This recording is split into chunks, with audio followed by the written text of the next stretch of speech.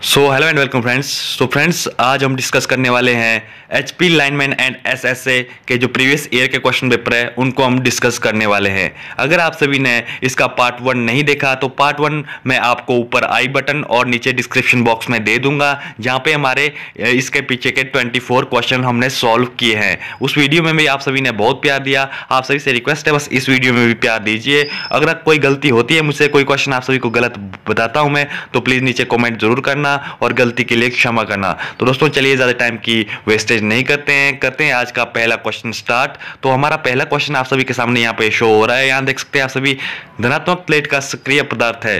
तो दोस्तों धनात्मक प्लेट का जो सक्रिय पदार्थ है वो हमारे पास है लेड पेरोडॉक्साइड। ठीक है, तो लेड पेरोडॉक्साइड जो हमारी धनात्मक प्लेट है उसका सक्रिय पदार्थ है। तो हमारे पास नेक्स्ट क्वेश्चन है, लेड एसिड बैटरी में धन प्लेटों की संख्या होती है। तो जो हमारी लेड एसिड बैटरी है दोस्तों, तो उसमें जो धन प्लेटों की संख्या है वो ऋण प्लेटों की संख्या से एक कम होती है। तो हमारे पास नेक्स्ट क्वेश्चन है,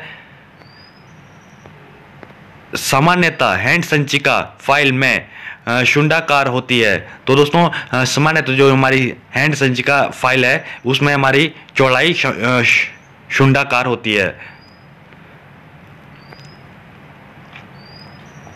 तो हमारे पास नेक्स्ट क्वेश्चन है दोस्तों, माइक्रोमीटर किस सिद्धांत पर कार्य करता है। जो हमारा माइक्रोमीटर है दोस्तों वो नट तथा वोल्ट के कार्य पर सिद्धांत पर जो कार्य करता है।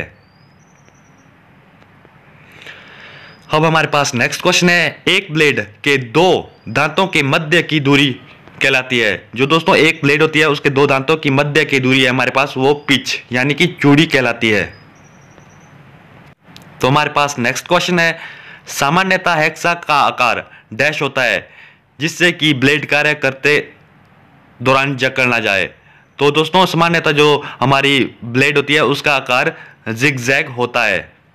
तो हमारे पास नेक्स्ट क्वेश्चन है, धातु की लंबाई बढ़ाने के लिए कौन से हथौड़े का इस्तेमाल किया जाता है।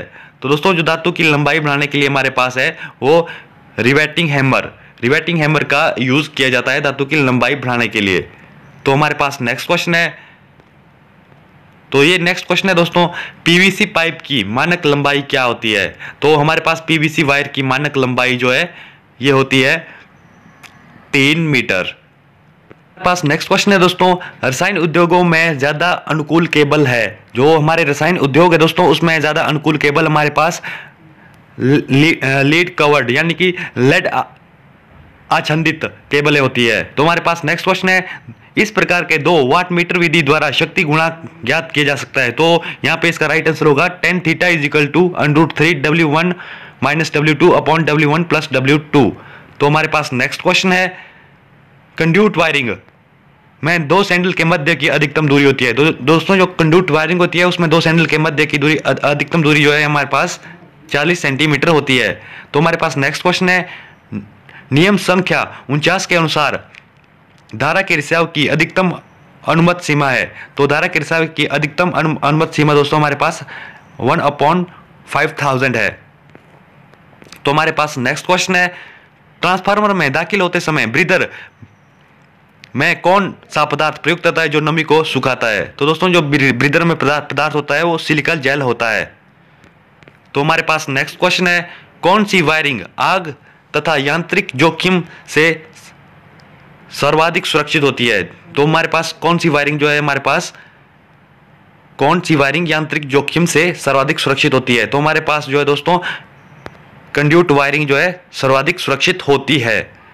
जो ही हमारे पास यांत्रिक जोखिम तथा आग है तो उसके लिए कंड्यूट वायरिंग सर्वाधिक सुरक्षित होती है। ठीक है, नेक्स्ट क्वेश्चन है हमारे पास, स्टार कनेक्शन में टेस्टर ट्रांसफार्मर टेपन करता है। तो हमारे पास स्टाक कलेक्शन के समय में टेस्टर ट्रांसफार्मर टेपन करता है। तो टेपन करता है दोस्तों हमारे पास 86%। तो हमारे पास नेक्स्ट क्वेश्चन है दोस्तों, किसी ट्रांसफार्मर में किस प्रकार की हानियां स्थायी होती है। तो हमारे पास किसी ट्रांसफार्मर में जो है हमारे पास यहाँ पे लो हानियां स्थायी होती है। यहाँ पे हमारे पास ट्रांसफार्मर जो होती है वो लो हानियां स्थायी होती है। तो हमारे पास नेक्स्ट क्वेश्चन है दोस्तों, पूर्ण बार धारा के संबंध में किसी ट्रांसफार्मर की शून्य बार धारा होती है। तो शून्य बार धारा दोस्तों हमारे पास 1 से 3% होती है, 1 to 3%। तो हमारे पास नेक्स्ट क्वेश्चन है, वह प्रक्रिया जिससे एक दिष्टकारी जनित्र में विवाव प्रेरित होती है। विवाह मतलब दोस्तों ईएमएफ, यानी कि ईएमएफ प्रेरित होती है। तो हमारे पास नेक्स्ट इसका राइट आंसर है दोस्तों डायनामिक, गत्यात्मक, यानी कि गत्यात्मक। तो हमारे पास नेक्स्ट क्वेश्चन है, दिक् परिवर्तक का विरोधन विद्युत रोधन होता है। जो हमारे पास दिक् परिवर्तक है दोस्तों, उसका विद्युत रोधक हमारे पास विद्युत रोधन अभ्रक का होता है। इसको आपने डिनोट रखना है माई का, यानी कि अभ्रक। तो हमारे पास नेक्स्ट क्वेश्चन है, किसी जनित्र में सरोपी विलय की संख्या निर्भर होती है। तो दोस्तों थोड़ा ही पढ़ने में दिक्कत आ रही है यार, तो हिंदी थोड़ी टफ होती है, तो इसके लिए क्षमा करना, ठीक है। तो हमारे पास इसका राइट आंसर है दोस्तों कुंडली की संख्या पर। जो सर्वपल्ली की संख्या है दोस्तों हमारे पास, वो कुंडली की संख्या पर निर्भर करती है। तो हमारे पास नेक्स्ट क्वेश्चन है, दिक् परिवर्तक में दो खंडों के मध्य विद्युत रोधक होता है। जो हमारे पास दिक् परिवर्तक है दोस्तों, दो खंडों के मध्य का जो इसमें विद्युत रोधक होता है दोस्तों, वो अभ्रक का होता है। क्षमा करना दोस्तों, थोड़ा गला खराब है, ठीक है। तो हमारे पास नेक्स्ट क्वेश्चन है, प्रारंभक के समय दिष्टकारी मोटर का विद्युत रोधन सामान्यता होता है। तो विद्युत रोधन इसमें सामान्यता होता है हमारे पास कुछ ओम का। तो हमारे पास नेक्स्ट क्वेश्चन है दोस्तों, आर्मेचर धारा सूत्र है। तो आर्मेचर धारा सूत्र हमारे पास V माइनस EB/RA है। सो हमारे पास आज का नेक्स्ट एंड लास्ट क्वेश्चन है, दिष्टकारी मोटर में कॉपर हानि में परिवर्तन होता है। तो कॉपर हानि में परिवर्तन होता है दोस्तों हमारे पास भार में परिवर्तन की वजह से। सो उम्मीद करता हूँ आपको ये सीरीज पसंद आई होगी। अगर इस सीरीज में कुछ गलती होगी तो क्षमा करना यार, नीचे कमेंट बॉक्स में जरूर बताना गलती कहाँ हुई है, ठीक है। तो thanks for watching, see you in next video.